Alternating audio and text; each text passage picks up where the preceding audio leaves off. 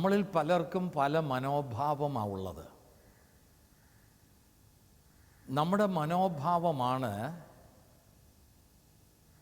ആളുകളുമായിട്ടുള്ള ബന്ധം, നമ്മുടെ ഔന്നിത്യം, നമ്മുടെ ഉയർച്ച, നമ്മുടെ പുരോഗമനം, നമ്മുടെ വളർച്ച, ഇതൊക്കെ നിശ്ചയിക്കുന്നത് നമ്മുടെ ആറ്റിറ്റ്യൂഡ് അഥവാ നമ്മുടെ മനോഭാവമാണ്. പല രീതിയിലുള്ള മനോഭാവത്തെക്കുറിച്ച് നിങ്ങൾ കേട്ടിട്ടുണ്ടല്ലോ.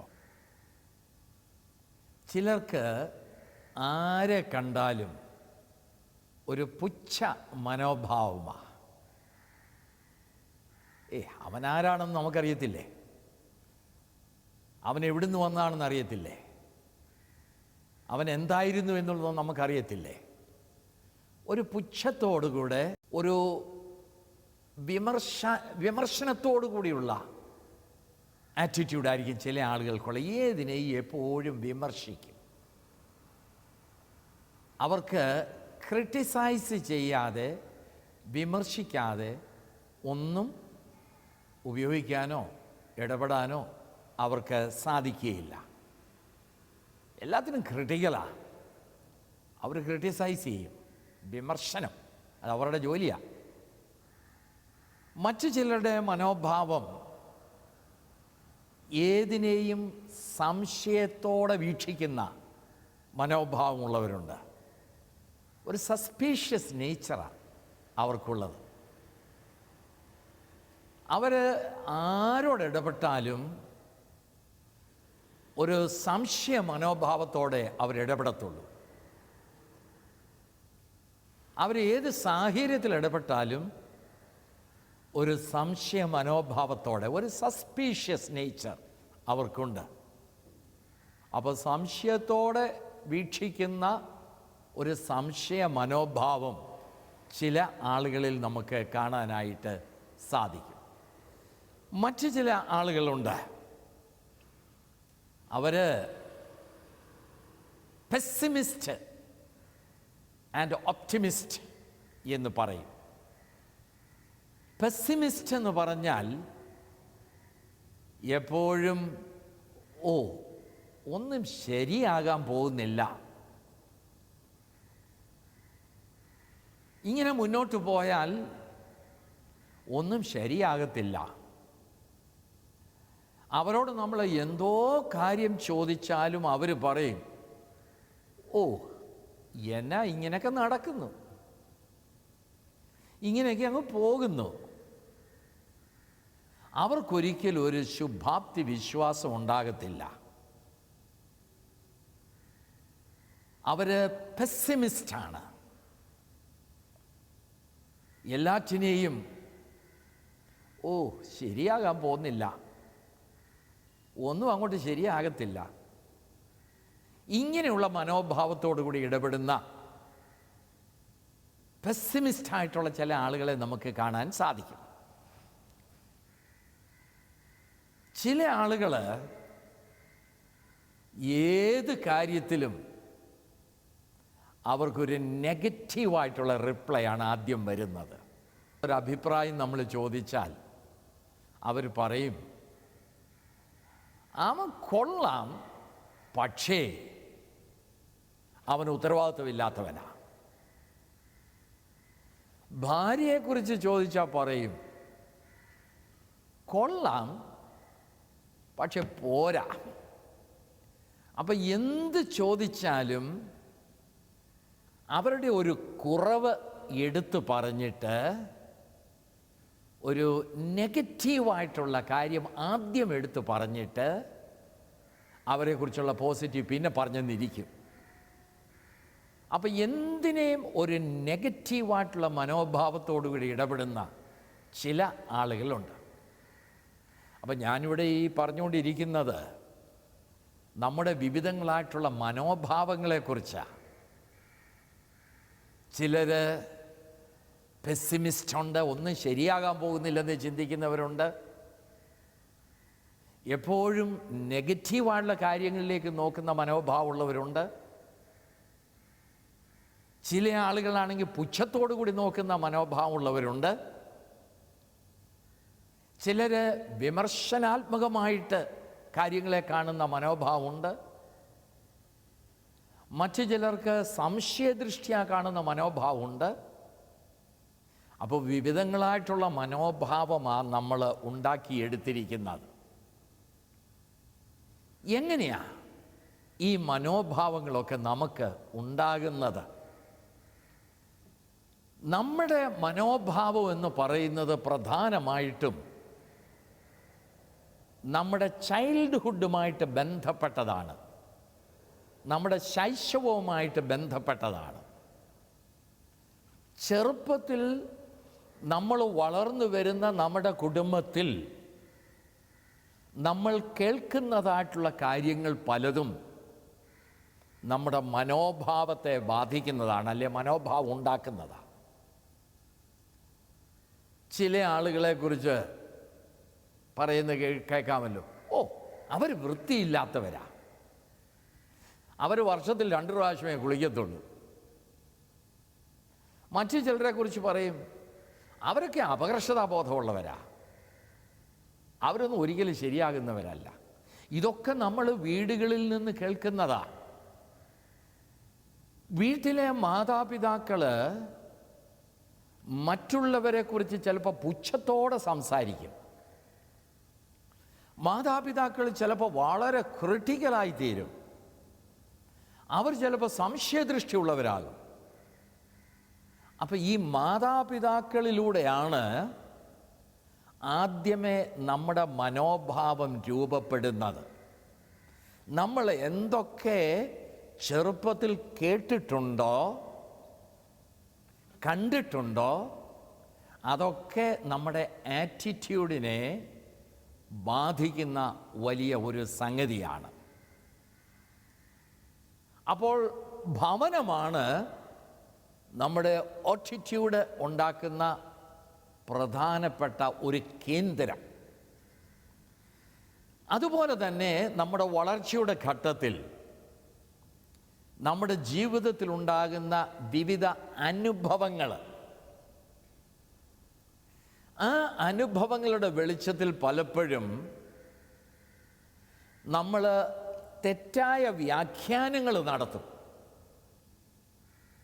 അപ്പം നമ്മൾ മനസ്സിലാക്കേണ്ട ഒരു സംഗതി, നമ്മുടെ ജീവിത അനുഭവത്തെ നമ്മൾ ഇൻ്റർപ്രറ്റ് ചെയ്യുന്ന രീതി, അതിനെ വ്യാഖ്യാനിക്കുന്ന രീതി പലപ്പോഴും നമ്മുടെ മനോഭാവം രൂപപ്പെടുത്തുവാൻ ഇടയാക്കി തീർക്കും എന്നുള്ളതൊരു വസ്തുതയാണ്. ആരെയും എന്തിനും വിമർശിക്കുന്ന ഒരു സാഹചര്യത്തിൽ വളർന്നു വന്ന ഒരു വ്യക്തിയാണെങ്കിൽ അവൻ്റെ മനോഭാവവും വിമർശനാത്മകമായിരിക്കും. അതിനകത്ത് മാറ്റമൊന്നും ഉണ്ടാകത്തില്ല. അപ്പം ഇതൊക്കെയാണ് നമ്മൾ പ്രത്യേകിച്ച് മനസ്സിലാക്കിയിരിക്കേണ്ട ഒരു സംഗതി. നമ്മൾ വളരുന്ന സാഹചര്യം, നമ്മുടെ ചെറുപ്പത്തിലും പിന്നീടും നമുക്കുണ്ടാകുന്ന എക്സ്പീരിയൻസ്, അതിനെ നമ്മൾ വ്യാഖ്യാനിക്കുന്ന രീതി, ഇതൊക്കെ എൻ്റെ മനോഭാവത്തെ ഒരു തരത്തിലല്ലെങ്കിൽ മറ്റൊരു തരത്തിൽ രൂപപ്പെടുത്തുവാൻ മതിയായതായിട്ടുള്ള സംഗതിയാണ് എന്നുള്ള വസ്തുത നമ്മൾ ഓർത്തിരിക്കുന്നത് നന്നായിരിക്കും. ഈ മനോഭാവമാണ് നമ്മളെ ഒരു രീതി പറഞ്ഞാൽ നമ്മളാക്കി തീർക്കുന്നത്. നമ്മുടെ മനോഭാവം എന്താണോ അതിനനുസരിച്ചുള്ള ഒരു വ്യക്തിത്വമായിരിക്കും നമുക്ക് ഉണ്ടാകുന്നത്. ഈ മനോഭാവത്തിൽ വരുത്തേണ്ട മാറ്റങ്ങൾ വരുത്തി കഴിയുമ്പോൾ അത് ബന്ധങ്ങളിലും മാറ്റങ്ങൾ ഉണ്ടാക്കും.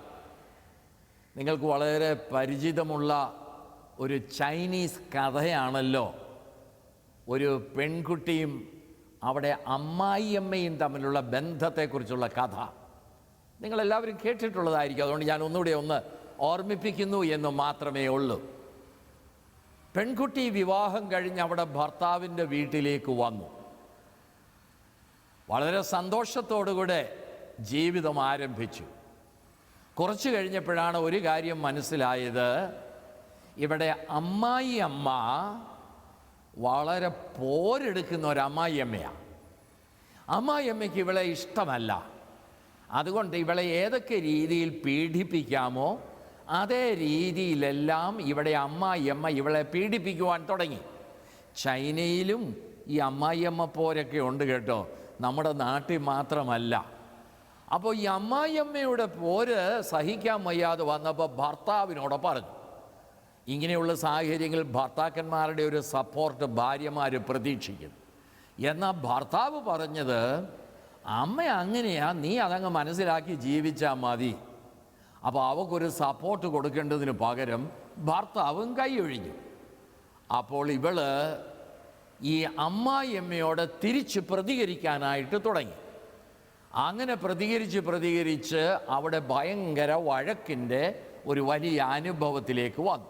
ആ വീട്ടിൽ എന്നും പിന്നെ വഴക്കാണ്. ഇത് സഹിക്ക വയ്യാതെ കണ്ട് ഒരു ദിവസം ഈ മരുമകള് അവിടെ നിന്ന് ആ വീട്ടിൽ നിന്ന് ഇറങ്ങി ഓടി അവിടെ സ്വന്തം വീട്ടിലേക്ക് പോയി. അവിടെ സ്വന്തം വീട്ടിൽ ചെന്നിട്ട് അപ്പനോടും അമ്മയോടും പറഞ്ഞു, എൻ്റെ അമ്മായിയമ്മയെ ഒരു രീതിയിലും എനിക്ക് സഹിക്കാൻ ഒക്കുന്നില്ല, അതുകൊണ്ട് എനിക്കവിടെ നിൽക്കാൻ ഒക്കത്തില്ല, അതുകൊണ്ട് ഞാൻ ഇങ്ങ് പോന്നതാണ് എന്ന് പറഞ്ഞു.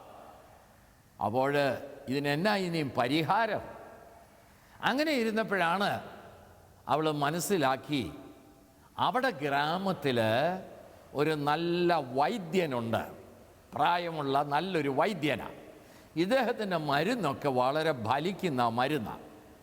അപ്പോൾ ഇവൾ തീരുമാനിച്ച് ഈ വൈദ്യൻ്റെ അടുക്കൽ ചെന്നിട്ട് ഈ കാര്യം പറയുക. അവൾ വൈദ്യൻ്റെ അടുക്കൽ ചെന്നിട്ട് പറഞ്ഞു, എൻ്റെ അമ്മായിയമ്മയെ ഒരു രീതിയിലും എനിക്ക് സഹിക്കാൻ വയ്യ, അവർ ഈയിടെയെങ്കിലും ചത്തുപോകുന്ന ലക്ഷണവുമില്ല, അതുകൊണ്ട് എൻ്റെ ഭർത്താവിൻ്റെ കൂടെ ജീവിക്കുക എന്ന് പറയുന്നത് എനിക്കിപ്പോൾ വലിയ ബുദ്ധിമുട്ടാണ്. അതുകൊണ്ട് വൈദ്യൻ ഒരു കാര്യം ചെയ്യണം, എൻ്റെ അമ്മായിയമ്മയെ കൊല്ലാനായിട്ടുള്ള ഒരു മരുന്ന് തരണം. അവരെ കൊല്ലാനുള്ള മരുന്നാണെന്നൊന്നും അവരറിയരുത്, പക്ഷെ വരികിൽ ഈ മരുന്ന് കഴിച്ചാൽ അമ്മായിയമ്മ ചാകണം. അപ്പോൾ ഈ വൈദ്യൻ വളരെ ആലോചിച്ചതിന് ശേഷം പറഞ്ഞു, ഞാനൊരു മരുന്ന് തരാം. ഈ മരുന്ന് കഴിച്ച് പെട്ടെന്ന് അമ്മായിയമ്മ ചത്താൽ നിന്നെ സംശയിക്കും, അപ്പം നീ പിന്നെ ജയിലിലൊക്കെ പോകേണ്ടതായിട്ട് വരും. അതുകൊണ്ട് ഞാനൊരു മരുന്ന് തരുന്നത്, ഈ മരുന്ന് സാവധാനം അമ്മായിയമ്മയുടെ ശരീരത്തിൽ ബാധിക്കുകയും കുറേ നാളുകൾ കൊണ്ട് ഈ അമ്മായിയമ്മ അങ്ങ് മരിക്കുകയും ചെയ്യും. അപ്പോൾ ആരും നിന്നെ സംശയിക്കത്തില്ല, അതിന് തക്ക ഒരു മരുന്ന് ഞാൻ തരാം എന്ന് പറഞ്ഞു. അപ്പോൾ അവൾക്ക് ഭയങ്കര സന്തോഷമായി. തന്നാട്ടെ, ഞാനത് കൊണ്ട് കൊടുക്കാം, എത്രയും വേഗം ഞാൻ തിരിച്ചു പോവും ആ മരുന്നും കൊണ്ട് എന്നിവൾ പറഞ്ഞു. അങ്ങനെ ഇവള് ആ മരുന്ന് വാങ്ങിച്ചിട്ട് അമ്മായിമ്മയ്ക്ക് കൊടുക്കാനായിട്ട് വീട്ടിലേക്ക് പോകാൻ തുടങ്ങിയപ്പോൾ ഈ വൈദ്യന് ഒരു കാര്യം ഇവളോട് പറഞ്ഞു, ഏതായാലും നിൻ്റെ അമ്മായിയമ്മ ചാകാൻ പോവുക, അതുകൊണ്ട് നിന്നെ ആരും കുറ്റം പറയാതിരിക്കത്തക്ക രീതിയിൽ ഇന്നു മുതൽ നീ നിൻ്റെ അമ്മായിയമ്മയോടുള്ള ഇടപാടുകളും അവരോടുള്ള സംഭാഷണങ്ങളും ഇതിലൊക്കെ ഒരു മാറ്റം വരുത്തണം. നീ അമ്മായിയമ്മയുടെ നല്ല ഗുണങ്ങളൊക്കെ ഇനി അങ്ങോട്ട് പറയണം. ഈ വൈദ്യന് പറഞ്ഞു കൊടുത്ത വാക്കുകളെല്ലാം അതേപടി സ്വീകരിച്ചുകൊണ്ട് ഇവള് അവിടെ ഭർത്താവിൻ്റെ വീട്ടിലേക്ക് ചെന്നു. വീട്ടിലേക്ക് ചെന്നപ്പോൾ ഈ അമ്മായിയമ്മയുടെ ഇടപാട് അറിയാമല്ലോ, പഴയതിലും ഇരട്ടി ഭയങ്കര ഭീകരമായ ഒരു ഇടപാടായി. എന്നാൽ ഇവളുടെ സമീപനത്തിൽ ഭയങ്കര ഒരു മാറ്റം. വളരെ സൗമ്യമായിട്ട് അമ്മായിയമ്മയോട് വർത്തമാനം പറയാൻ തുടങ്ങി. അമ്മായിയമ്മയെ ചീത്ത പറയുന്നത് അങ്ങ് നിർത്തി. അമ്മായിയമ്മയുടെ നല്ല കാര്യങ്ങളെടുത്ത് പുകഴ്ത്തി അങ്ങോട്ട് പറയാൻ തുടങ്ങി. ഈ അമ്മായിയമ്മയെക്കുറിച്ച് കൂട്ടുകാരികളോട് നല്ലത് പറയാൻ തുടങ്ങി. അങ്ങനെ ഏകദേശം 6 മാസം ആകാറായി. വൈദ്യം പറഞ്ഞത് 6 മാസം കഴിയുമ്പോഴത്തേക്ക് അമ്മായിയമ്മ ചാകുമെന്നാണ് പറഞ്ഞത്. അപ്പോൾ ഏകദേശം 6 മാസം ആകാറായി. ഇങ്ങനെ ഇരുന്നപ്പോൾ ഇതിനിടയ്ക്ക് ചില കാര്യങ്ങളൊക്കെ സംഭവിച്ചു. അതായത് ഈ അമ്മായിയമ്മയുടെ കൂട്ടുകാരികൾ വന്നിട്ട് ഇവളോട് പറഞ്ഞു, ഇടീ നിന്നെക്കുറിച്ച് അമ്മായിയമ്മയ്ക്ക് ഇപ്പോൾ എന്തോ അഭിപ്രായമാണെന്നറിയാവോ? ഇത്രയും നല്ല ഒരു മരുമോളെ കിട്ടിയത് എൻ്റെ ഭാഗ്യമാണെന്ന അമ്മായിയമ്മ പറയുന്നത്. അതുകൊണ്ട് ഈ അമ്മായിയമ്മ നിന്നെ ഒരുപാട് അനുഗ്രഹിച്ചിട്ടുണ്ട്, നിന്നെക്കുറിച്ച് വലിയ സന്തോഷമാണ്, എല്ലാവരോടും അമ്മായിയമ്മ ഇതാ പറയുന്നതെന്ന് പറഞ്ഞു. ഇത് കേട്ടപ്പോൾ ഇവർക്ക് ഭയങ്കര അതിശയമായി. എന്നെക്കുറിച്ച് നല്ല കാര്യങ്ങൾ അമ്മായിയമ്മ പറയുന്നു. അതിനെക്കുറിച്ച് വീണ്ടും ഇവൾ അന്വേഷിച്ചപ്പോൾ മനസ്സിലായി ഇവളെക്കുറിച്ചുള്ള നല്ല കാര്യങ്ങളായി ഈ അമ്മായിയമ്മ പറയുന്നത്. അമ്മായിയമ്മയിൽ ഒരുപാട് മാറ്റം വന്നു. ഇങ്ങനെ ഒരു മരുമകളെ കിട്ടിയതിൽ അമ്മായിയമ്മയ്ക്ക് ഭയങ്കര സന്തോഷമായി. ഇതറിഞ്ഞപ്പോഴത്തേക്ക് ഈ മകൾക്ക് പെട്ടെന്നൊരു മനം മാറ്റം വന്നു. അയ്യോ, ഇത്രയും നല്ലൊരു അമ്മായിയമ്മയാണോ ഞാൻ കൊല്ലാനായിട്ട് ശ്രമിക്കുന്നത്? അവൾക്ക് ഭയങ്കര കുറ്റബോധം വന്നു. അവൾ പെട്ടെന്ന് ഓടി അവിടെ ഗ്രാമത്തിൽ ചെന്നിട്ട് ഈ വൈദ്യനോട് ചോദിച്ചു, വൈദ്യരെ, ഈ അന്ന് തന്ന മരുന്ന് അതിന് മറുമരുന്ന് വല്ലതും ഉണ്ടോ? വൈദ്യര് ചോദിച്ചു, അതെന്താ? അയ്യോ, എൻ്റെ അമ്മായിയമ്മ ചാകണ്ടായേ, അവർ നല്ല മനുഷ്യരാ, എന്നെ ഇപ്പോൾ ഭയങ്കര കാര്യമാ, എന്നോടിപ്പോൾ വലിയ സന്തോഷമാണ്, അവരെ കൊല്ലണ്ട, എനിക്ക് കുറ്റബോധം വരും, കൊല്ലണ്ട, അവർ ജീവിച്ചിരിക്കണം, മറുമരുന്ന് വല്ലതും ഉണ്ടെങ്കിൽ തരാൻ പറഞ്ഞു. അപ്പോൾ ഈ വൈദ്യര് അവളോട് പറഞ്ഞു, കുഞ്ഞേ, നിൻ്റെ അമ്മായിയമ്മയ്ക്ക് കൊടുക്കാനായിട്ട് ഞാൻ തന്ന ഈ മരുന്ന് വിഷമൊന്നും അല്ലായിരുന്നു കേട്ടോ. അമ്മായിയമ്മയുടെ ശരീരത്തിന് നല്ല ആരോഗ്യമുണ്ടാകാനായിട്ടുള്ള മരുന്നാണ് ഞാൻ തന്നത്. അത് കഴിക്കുന്നതുകൊണ്ട് അമ്മായിയമ്മ ചാകുകയില്ലെന്ന് മാത്രമല്ല, അമ്മായിയമ്മ നല്ല ആരോഗ്യമുള്ളവളുമാകും. എന്നാൽ അമ്മായിയമ്മയോടുള്ള നിൻ്റെ സമീപനത്തിൽ നീ മാറ്റം വരുത്തിയപ്പോൾ അമ്മായിയമ്മയ്ക്ക് നിന്നോടുള്ള സമീപനത്തിലും മാറ്റം വന്നു. അമ്മായിയമ്മയോടുള്ള നിൻ്റെ മനോഭാവം മാറിയപ്പോൾ അമ്മായിയമ്മയ്ക്ക് നിന്നോടുള്ള മനോഭാവവും മാറി. അപ്പം നീ വരുത്തിയ മാറ്റമാണ് അമ്മായിയമ്മയിൽ ഈ മാറ്റം വരുത്തിയത്. ഇത് കേട്ടപ്പോഴത്തേക്ക് ഇവർക്ക് വലിയ സന്തോഷമായി. ഏതായാലും എൻ്റെ അമ്മായിയമ്മ ചാകത്തില്ലല്ലോ, വലിയ സന്തോഷമായി. അവൾ ഭവനത്തിലേക്ക് മടങ്ങിച്ചെന്ന് ഈ അമ്മായിയമ്മയോട് കൂടെ ശിഷ്ടായുസ് വളരെ സന്തോഷമായിട്ടും അനുഗ്രഹപ്രദമായി ജീവിച്ചു എന്നാണ് ആ കഥയിൽ പറയുന്നത്. നമ്മുടെ മനോഭാവമാണ് മറ്റുള്ളവരുമായിട്ട് ഇടപെടുന്നതിൽ നമ്മളെ സഹായിക്കുന്ന വലിയൊരു സംഗതി. നമ്മുടെ റിലേഷൻഷിപ്പ് നമ്മുടെ മനോഭാവവുമായിട്ട് ബന്ധപ്പെട്ടാണ് ഇരിക്കുന്നത്. നമ്മുടെ ഇടപാടുകൾ നമ്മുടെ മനോഭാവത്തെ ആശ്രയിച്ചാണ് ഇരിക്കുന്നത്. മനോഭാവത്തിൽ ചെറിയൊരു മാറ്റമുണ്ടാക്കിയാൽ ബന്ധങ്ങളിൽ വലിയ മാറ്റമുണ്ടാകും, ഇടപാടുകളിൽ മാറ്റമുണ്ടാകും, ലൈഫിൻ്റെ അർത്ഥം വർദ്ധിക്കും.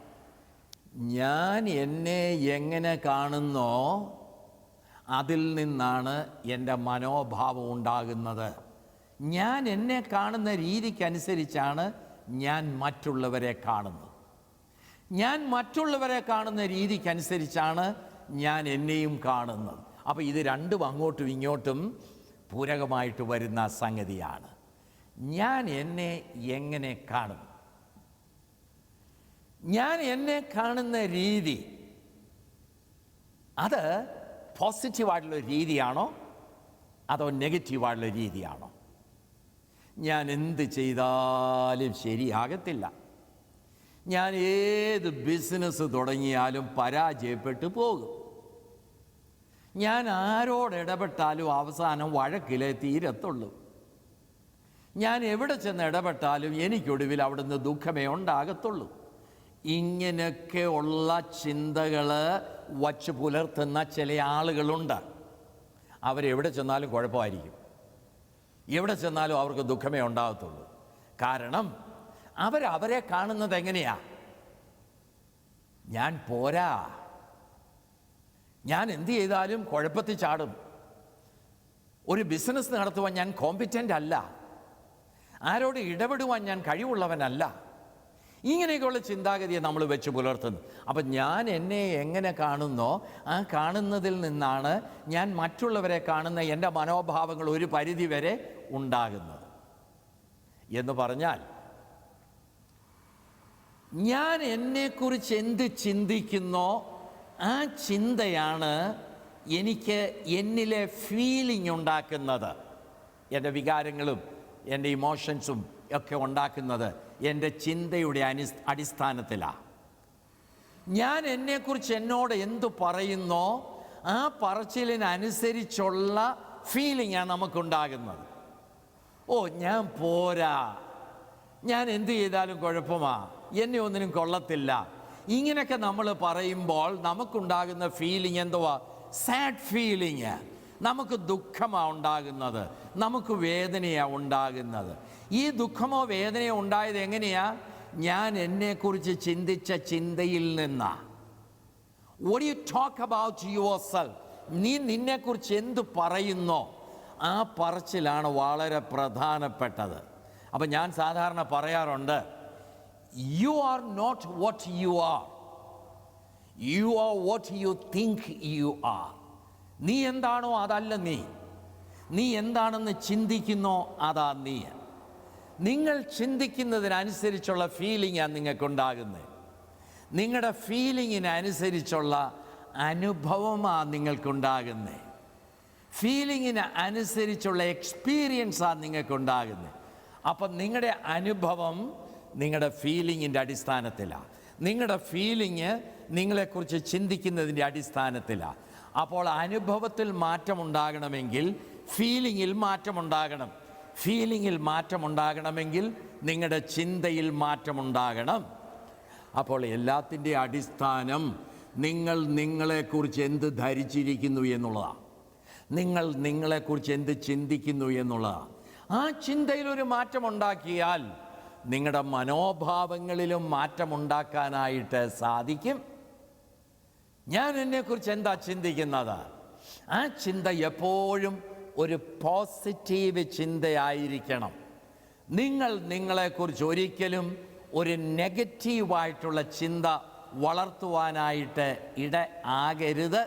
അത് പോസിറ്റീവ് ആകണം. അതുകൊണ്ടാണ് പൗലോസ് അപ്പോസ്തലൻ പറയുന്നത്, എല്ലായ്പ്പോഴും എല്ലാറ്റിനും സ്തോത്രം ചെയ്യുവീൻ. എല്ലായ്പ്പോഴും എല്ലാറ്റിനും സ്തോത്രം ചെയ്യുവാൻ ആർക്കാ സാധിക്കുന്നത്? അതിനെ പോസിറ്റീവായിട്ട് എടുക്കുന്നവർക്കേ ഒക്കത്തുള്ളൂ. പൗലോസ് വീണ്ടും പറയുകയാണ്, എല്ലാം നന്മയ്ക്കായി കൂടി വ്യാപരിക്കുന്നു. അതാണ് പോസിറ്റീവ് ആറ്റിറ്റ്യൂഡ് എന്ന് പറയുന്നത്. നമ്മുടെ പോസിറ്റീവായിട്ടുള്ള ആറ്റിറ്റ്യൂഡാണ് നമുക്ക് ആ പോസിറ്റീവ് ഫീലിങ്സ് ഉണ്ടാക്കുന്നത്. പോസിറ്റീവ് ഫീലിങ്സ് ഉണ്ടാക്കുമ്പോഴാണ് പോസിറ്റീവായിട്ടുള്ള അനുഭവങ്ങൾ നമുക്ക് ഉണ്ടാകുന്നത്. അതുകൊണ്ട് നമ്മുടെ ചിന്തയിൽ നമുക്ക് വരുത്തേണ്ടതായിട്ടുള്ള മാറ്റങ്ങൾ നമുക്ക് വരണം. ഒരിക്കൽ ഒരു ധനവാനായ മനുഷ്യൻ യേശുവിൻ്റെ അടുക്കൽ വന്നു. അവന് നിത്യജീവൻ പ്രാപിപ്പാനായിട്ട് എന്നോ ചെയ്യണമെന്നുള്ളതാണ് അവൻ്റെ ചോദ്യം. അപ്പോൾ വല്ലതുമൊക്കെ ചെയ്താൽ നിത്യജീവൻ കിട്ടും എന്നുള്ള ഒരാശയത്തിലാണ് അവൻ വന്നത്. അപ്പോൾ വന്നിട്ട് അവൻ ചോദിക്കുകയാണ്, നിത്യജീവൻ പ്രാപിപ്പാനായിട്ട് നീ എന്തോ ചെയ്യണം? അപ്പോൾ എന്തൊക്കെ അവൻ ചെയ്യുന്നുണ്ടെന്ന് ചോദിച്ചപ്പോൾ അവൻ കൽപ്പനകളെല്ലാം അതേപടി ആചരിക്കുന്നവനാണ്. അപ്പോൾ കൽപ്പനകൾ ആചരിക്കുന്നത് കൊണ്ട് മാത്രം നിത്യജീവന് നീ അവകാശിയാകുകയില്ല എന്നായിരിക്കും ഒരുപക്ഷെ കർത്താവ് പറയുന്നത്. അപ്പോൾ കർത്താവ് പറയുന്നത് എന്താണെന്നറിയാവോ? അങ്ങനെയാണെന്ന് വരികിൽ നീ ഒരു കാര്യം ചെയ്യണം, നിനക്കുള്ളതെല്ലാം വിറ്റ് ദരിദ്രർക്ക് കൊടുത്തിട്ട് പിന്നെ വന്ന് എന്നെ അനുഗമിക്കുക. കർത്താവിൻ്റെ അടുക്ക് ഒരുപാട് ധനവാന്മാർ വന്നു. അവരോട് ആരോടും കർത്താവ് ഇതുവരെ പറഞ്ഞില്ല, നിന്റെ ധനമെല്ലാം വിറ്റേച്ച് വന്ന് എന്നെ അനുഗമിക്കാനായിട്ട് പറഞ്ഞില്ല. പക്ഷെ ഈ ഒരു മനുഷ്യനോട് മാത്രമാണ് പറയുന്നത്, നിന്റെ ധനമെല്ലാം വിറ്റ് ദരിദ്രർക്ക് കൊടുത്തിട്ട് എന്നെ വന്ന് അനുഗമിക്കുക. കാരണം എന്താ? അവൻ്റെ ധനത്തോടുള്ള അവൻ്റെ മനോഭാവമാണ് ദൈവരാജ്യത്തിന് തടസ്സമായിട്ട് നിൽക്കുന്നത് എന്നുള്ളത് കർത്താവ് മനസ്സിലാക്കി.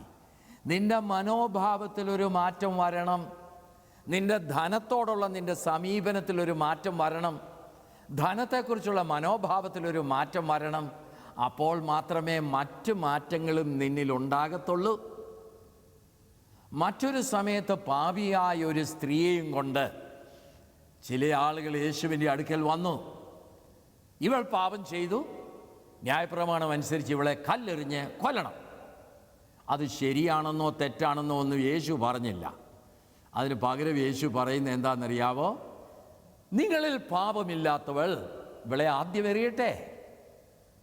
അപ്പോഴാണ് ഓരോരുത്തരായിട്ട് കല്ലും കളഞ്ഞേച്ച് സ്ഥലം വിട്ടു. അപ്പോഴാണ് അവർക്ക് മനസ്സിൽ ബോധ്യം വന്നത്, ഞങ്ങളും പാപികളാണല്ലോ എന്നുള്ള ബോധ്യം വന്നത്. ഇവൾ പാപിയാണ്, ഇന്ന രീതിയിൽ ജീവിക്കുന്നവരെല്ലാം പാപികളാണ്. അതാണ് അവരുടെ മനോഭാവം. ഇന്ന രീതിയിൽ ജീവിക്കുന്നവരെല്ലാം പാപികളാണ്, ഞങ്ങളോ നീതിമാന്മാരാ. പക്ഷെ അവിടെ സ്വയം ഒന്ന് നോക്കാനായിട്ട് കർത്താവ് അനുവദിച്ചപ്പോൾ അവരുടെ മനോഭാവം മാറി. അവർക്ക് മനസ്സിലായി ഞങ്ങളും പാപികളാണെന്നുള്ളത്. അപ്പോൾ ആ സ്ത്രീയെ പിന്നെ അവർക്ക് കല്ലെറിയണ്ട, അവരുടെ ഭവനങ്ങളിലേക്ക് അവർ തിരികെ പോകുന്നതായിട്ടാണ് നമ്മൾ കാണുന്നത്. അപ്പോൾ നമ്മുടെ മനോഭാവം, നമ്മളെക്കുറിച്ച് എന്ത് ചിന്തിക്കുന്നോ ആ ചിന്തയുടെ അടിസ്ഥാനത്തിൽ ഉണ്ടാകാം. ആദ്യമേ ഞാൻ സൂചിപ്പിച്ചതുപോലെ നമ്മൾ കേട്ടിട്ടും കണ്ടിട്ടും മനസ്സിലാക്കിയിട്ടുമുള്ള കാര്യങ്ങളുടെ അടിസ്ഥാനത്തിലും ഉണ്ടാകാം. ഏത് രീതിയിലുള്ള മനോഭാവമായിരുന്നാലും അതെനിക്ക് ദോഷം ചെയ്യുന്നു എന്ന് നിങ്ങൾ മനസ്സിലാക്കിയാൽ ആ മനോഭാവത്തിൽ ഒരു മാറ്റമുണ്ടാക്കേണ്ട ആവശ്യമുണ്ട് എന്നുള്ളത് നിങ്ങൾ ഓർത്തുകൊള്ളണം. അപ്പോൾ നമ്മുടെ മനോഭാവത്തെ നമുക്ക് മാറ്റാനായിട്ട് സാധിക്കും കേട്ടോ. നമ്മുടെ ചിന്തകളിൽ മാറ്റം ഉണ്ടാക്കിയാൽ മതി, നമ്മളെ കാണുന്ന കാഴ്ചപ്പാടിൽ മാറ്റം ഉണ്ടാക്കിയാൽ മതി. അപ്പോൾ തന്നെ നമ്മുടെ മനോഭാവത്തിലും നമുക്ക് മാറ്റമുണ്ടാക്കാനായിട്ട് സാധിക്കും. ഈ റീഫ്രെയിമിംഗ് എന്ന് പറയുന്ന ഒരു സൈക്കോതെറാപ്പിയുണ്ട്. റീഫ്രെയിമിംഗ് എന്ന് പറഞ്ഞാൽ ഇപ്പോൾ ഞാൻ കണ്ടുകൊണ്ടിരിക്കുന്ന ആ കാഴ്ചപ്പാടിൽ ഒരു മാറ്റമുണ്ടാക്കുന്ന അനുഭവത്തിനാണ് റീഫ്രെയിമിംഗ് എന്ന് പറയുന്നത്. ഒരു പുതിയ കാഴ്ചപ്പാടിൽ ഞാൻ വസ്തുതയെ കാണുക, അതാണ് റീഫ്രെയിമിംഗ് എന്ന് പറയുന്നത്. അപ്പോൾ നമ്മൾ കണ്ടുകൊണ്ടിരിക്കുന്ന ആ വസ്തുതയ്ക്ക് ഒരു മാറ്റം വരുവാൻ തക്കവണ്ണം നമ്മുടെ ചിന്തയിലും നമ്മുടെ അണ്ടർസ്റ്റാൻഡിങ്ങിലും മാറ്റമുണ്ടാക്കണം. അപ്പോൾ നമ്മൾ റീഫ്രെയിംഡായിട്ട് മാറും, ഒരു പുതിയ കാഴ്ചപ്പാടിൻ്റെ ഉടമകളായിട്ട് നമ്മൾ മാറും. ഇപ്പോൾ തന്നെ നമ്മുടെ ജീവിതത്തിൽ സംഭവിക്കുന്ന ചില സംഭവങ്ങൾ, ആ സംഭവങ്ങളെ നമ്മൾ മിസ് ഇൻറ്റർപ്രറ്റ് ചെയ്യും, അതിനെ നമ്മൾ തെറ്റായ രീതിയിൽ വ്യാഖ്യാനിച്ചിട്ട് നമ്മളെ തന്നെ ഹതഭാഗ്യനാണ് ഞാൻ തികച്ചും മോശമാണ്, ഞാൻ തകർന്നു എന്നൊക്കെ നിങ്ങൾ ചിന്തിക്കും. എന്നാൽ നിങ്ങളുടെ സംഭവങ്ങളല്ല ഏറ്റവും പ്രധാനം. സംഭവങ്ങളുമായിട്ടുള്ള ബന്ധത്തിൽ നിങ്ങളെ എങ്ങനെ കാണുന്നു എന്നുള്ളതാണ്. ആ സംഭവങ്ങളെ നിങ്ങൾ എങ്ങനെ വ്യാഖ്യാനിക്കുന്നു എന്നുള്ളതാണ്. ആ സംഭവങ്ങളോടുള്ള വ്യാഖ്യാനമാണ് നിങ്ങളാക്കി മാറ്റുന്നത്. അത് തെറ്റായ വ്യാഖ്യാനമാണെങ്കിൽ നിങ്ങളെക്കുറിച്ച് തന്നെ പല രീതിയിലും അപകർഷതയും അതുപോലെ തന്നെ ഇൻകോമ്പിറ്റൻസിയും അനുഭവിപ്പാനായിട്ട് ഇടയായിട്ട് തീരും എന്നുള്ള വസ്തുത നമ്മൾ ഓർത്തിരിക്കുന്നത് നല്ലത്. എപ്പോഴും നെഗറ്റീവായിട്ടുള്ളൊരു മനോഭാവം, പുച്ഛത്തോടു കൂടിയുള്ളൊരു മനോഭാവം, വിമർശനത്തോടു കൂടിയുള്ളൊരു മനോഭാവം, ബഹുമാനമില്ലാത്ത മനോഭാവം, നെഗറ്റീവായിട്ടുള്ള മനോഭാവം, ഇതൊക്കെ നിങ്ങളുടെ വ്യക്തിത്വത്തെ തകർക്കുന്നതാണ്, നിങ്ങളുടെ ബന്ധങ്ങളെ തകർക്കുന്നതാണ്, നിങ്ങളുടെ വളർച്ചയെ ഹനിക്കുന്നതാണ്. എന്നാൽ ഒരു പോസിറ്റീവായിട്ടുള്ള മനോഭാവം ഒന്ന് വളർത്തിക്കേ, എല്ലാറ്റിനും എല്ലായ്പ്പോഴും സ്തോത്രം ചെയ്യുന്നൊരു മനോഭാവം ഒന്ന് വളർത്തിക്കേ, എല്ലാം നന്മയ്ക്കായി കൂടി വ്യാപരിക്കുന്നു എന്നൊരു മനോഭാവം ഒന്ന് വളർത്തിക്കേ.